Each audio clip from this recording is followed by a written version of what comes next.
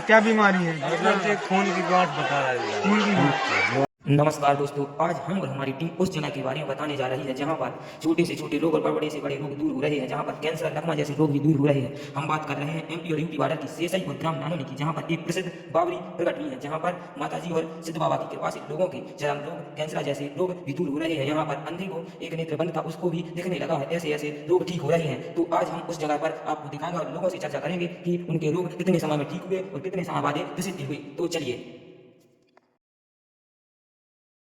रोहित आप कहाँ से हैं? शेषई। आपको क्या दिक्कत है, मतलब क्या बीमारी है? मतलब ये खून की गांठ बता रहा है। खून की बीमारी। सागर की दवाई, भोपाल की दवाई, इंदौर की दवाई, लेकिन किसी को कुछ नहीं करा।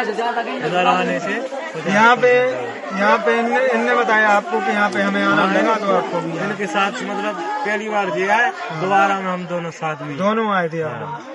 और मान के चलो कि मतलब 7 सवाल हो रहा है, इसलिए मैं पता चला।